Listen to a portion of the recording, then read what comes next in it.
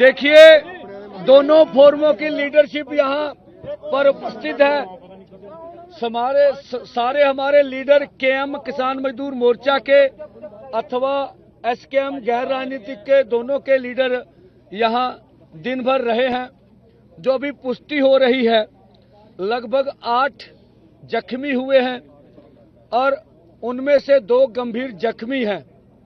और जैसे सुविंदर सिंह चौटाला है हमारे, इनके भी टांग पर घाव है।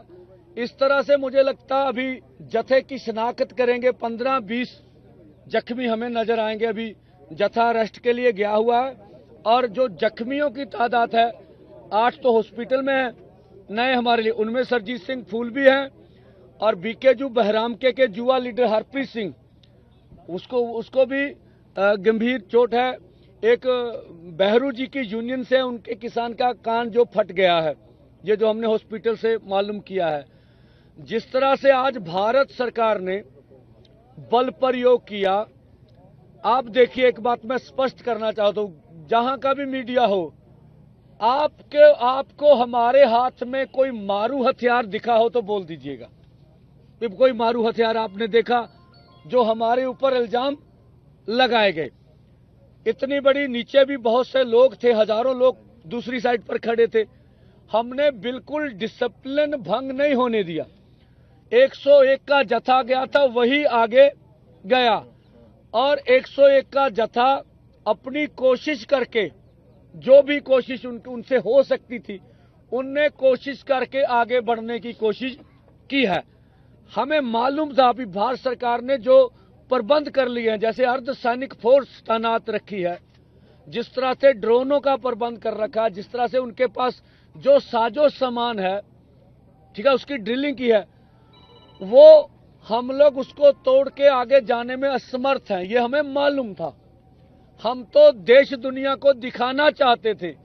जो केंद्र के झूठे मंत्री, जो राज्यों के भाजपा के झूठे मंत्री ये चिल्ला चिल्ला कर चैनलों पर बोलते थे कि आपके ट्रैक्टर ट्रॉली से आपत्ति है, आप ट्रैक्टर ट्रॉली छोड़कर दिल्ली आ जाइए।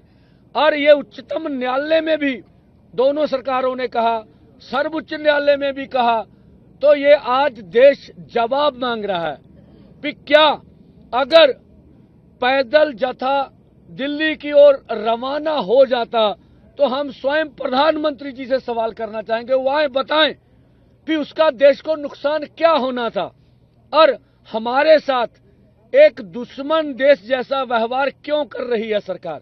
हम इस देश के नागरिक हैं और इस देश के लिए हमने बहुत बड़ी कुर्बानियां की है।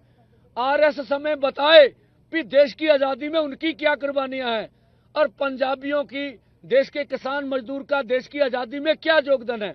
हमने केंद्रीय पूल में जब देश के नेता बाहर से अनाज के लिए भीख मांगने जाते थे, तो इस पंजाबियों ने, हरियाणा ने, हरे इनकलाब जो यहां लाया गया, इतना अनाज उगाया, देश को आत्मनिर्भर कर दिया, उसकी सजा मिल रही है हमें, इसलिए हमारे साथ ऐसा किया जा रहा। तो पूरी दुनिया ने देखा, 5वीं बड़ी महाशक्ति दुनिया की 100 के जत्थे के ऊपर जिस तरह से उन्होंने बर्बरतापूर्ण जबर किया है, जिस तरह से हमारे नेताओं को जख्मी किया, ये पूरे देश ने देखा। हमने कल भी कहा था, आज भी कह रहे हैं, ये नैतिक तौर पर किसान आंदोलन दिल्ली 2 की जीत है। अब मोदी जी कोई भी, उनके पास दलील नहीं है, अपील नहीं है कि हमें पीसफुली आगे बढ़ने से क्यों रोका जा रहा है, क्या कारण है उनके। दूसरा, जो फोरमों ने निर्णय लिया है, जिस तरह से हमारे आदमी जख्मी हुए हैं और जो वार्ता के लिए उधर से हमें बोला गया था, हमारी बात सुन लीजिए। ये जब सरकार इस तरह का प्रहार कर रही हो, जब इस तरह का माहौल हो, हमारे लोगों को बुरा लगता है कि हम अधिकारियों से बात नहीं करेंगे, नहीं करनी चाहिए ऐसा। फिर भी हमने संयम रखा और जब उन्होंने कहा हम बात करना चाहते हैं, हम देश दुनिया को बताने के लिए कि हम बातचीत से कभी भागने वाले नहीं, आप हमारे ऊपर जुल्म करिए, फिर भी हम बातचीत का रास्ता खोल के रखे हुए। हम वार्ता के लिए गए, वो बोले आप बताइए क्या प्रस्ताव है। मैंने बोला या तो आपको कोई डर है, आप जत्थे को चेक कर लीजिए सर से पांव तक। कोई आपको आश्वासन लेना है लीडरशिप की दोनों मोर्चे की, वो आश्वासन ले लीजिए, तो हमें आगे बढ़ने दीजिए। इसका सुखद हल ये है, या फिर केंद्र सरकार वार्ता करे हमारे साथ। दूसरा इसका हल ये है, उन्होंने बताया आपकी कोई कंडीशन है कौन से लोग मीटिंग में बैठेंगे। हमने कहा केंद्र के मंत्री होने चाहिए। अगर कृषि मंत्री होंगे तो उनका ये काम है, उनका ये कार्यालय है, उनका ये विषय है, वो बैठे, आगे सरकार तय कर ले भी और कौन से अधिकारी बैठाएंगे। उन्होंने यह कहा भी आपका प्रस्ताव सरकार के पास चला गया। वो लगभग फोन खोलकर ही बात करते हैं, हमें पता सरकार के इंस्ट्रूमेंट जो हम बात करते हैं ऊपर दिल्ली तक जा रही होती है। उन्होंने कहा आप एक बार हमें मांग पत्र दे दीजिए। मांग पत्र तो दिए, फिर भी हमने कहा आपके एसपी को व्हाट्सएप के ऊपर हम अपना मांग पत्र भेज देंगे।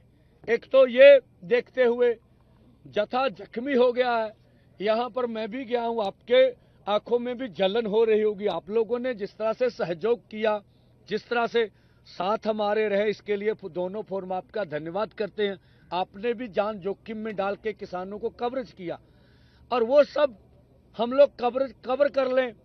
और ये कल का जत्था इसलिए रोका जा रहा है, अब ये कल का जत्था परसों जाएगा, ठीक है जी। ये क्यों परसों कर दिया गया? एक तो जो उन्होंने कहा है कि हम वार्ता के लिए तैयार हैं, कल का दिन हम देख लेते हैं। अगर वो बातचीत करना चाहते हैं, उनको समय मिल जाएगा, पता चलेगा। अब केंद्र ने वार्ता करनी है या नहीं करनी है, ये उनका अपना आजाद निर्णय होगा। हम चाहते वार्ता हो। दूसरा, जितने जख्मी हो गए हैं उनको हमने कवर कर लेना है। परसों 12 बजे दो फोरमों ने जो निर्णय लिया है, 101 का जत्था इसी तरह से आगे बढ़ेगा। कल का हमने केंद्र को समय दिया है, और अपनी ओर से पीसफुल रखने के लिए हम सरकार के साथ टकराव नहीं चाहते हैं, इसलिए दोनों फोरमों ने उचित निर्णय लेके रखा भी हम टकराव अपनी ओर से नहीं चाहते हैं। तो इसलिए कल का कार्यक्रम परसों होगा, ये था। अब जीरा जी बोल लेंगे, उसके बाद और लीडर भी बात करेंगे। हाँ, एक बार पंजाबी। हाँ, देखो पंधेर जी ने बहुत विस्तार ਨਾਲ ਤੁਹਾਨੂੰ ਦੱਸਤਾ ਜੋ ਅੱਜ ਸਵੇਰ ਦੀ ਘਟਨਾਕ੍ਰਮ ਹੋਇਆ ਵਾ, ਤੇ ਸਰਕਾਰ ਨੇ ਜੋ ਆਪਣੇ ਨਾਲ ਕੀਤਾ, ਆਪਣੀਆਂ ਗੱਲਾਂ ਤੋਂ ਖੁਦ ਹੀ ਭੱਜ ਕੇ, ਜਿਹੜੀ ਪਹਿਲਾਂ ਬਾਰ-ਬਾਰ ਇਹ ਆਪਣੇ ਤੇ ਦਬਾਅ ਪਾ ਰਹੀ ਸੀ ਵੀ ਇਹ ਟਰੈਕਟਰ ਟਰਾਲੀਆਂ ਛੱਡ ਕੇ ਆਉਣ, ਇਹਨਾਂ ਦੇ ਟੈਂਕ ਬਣ ਜਾਂਦੇ ਆ, ਇਹ ਤੋਪਾਂ ਦੇ ਗੋਲੇ ਵਾਂਗੂ ਵਰਤੋਂ ਕਰਦੇ ਆ।